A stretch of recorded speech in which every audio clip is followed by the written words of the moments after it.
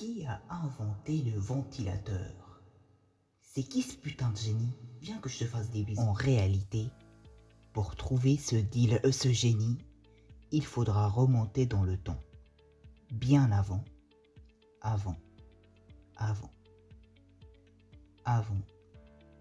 c'est bon, en 1484, après la sauce algérienne, un scientifique, j'ai failli dénoncer, revenons à notre cours constructif et éducatif. Un scientifique nommé Alexandre le Petit était dans sa chambre en train d'inspirer une substance médicale d'une couleur verte, bien claire, tout comme son historique Google. Mais c'est pas le temps d'en parler maintenant. Bref, son voisin Grégory du Bat 5 n'appréciait pas les odeurs venant depuis la demeure de son cher voisin, Alexandre le Petit. Donc il appela son voisin et lui ordonna d'arrêter cette activité. Sinon, sa main composera d'une façon perpendiculaire le numéro des keufs.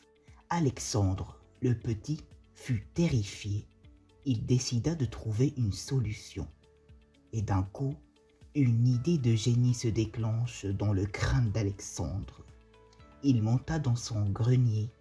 Il essaya de trouver un petit moteur électrique. Mais à la place, il trouva un DVD très intéressant sur lequel beaucoup de X sont gravés dessus. Il l'enfila d'une façon efficace dans sa poche, mais une fois qu'il a aperçu sa chère femme le fixer, tel qu'un aigle, il le reposa à la vitesse de la lumière. Finalement, il parvient à trouver un petit moteur.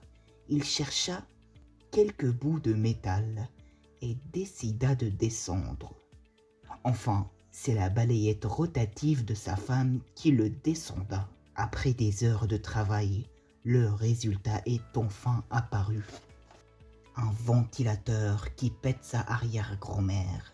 Avec grande fierté, il le posa avec un angle opposé à celui de l'odeur provenant de la matière médicale. Et voilà, tout ce qui est bien finit bien.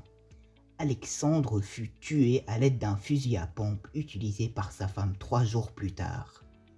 Tout ce qui est bien finit pas bien.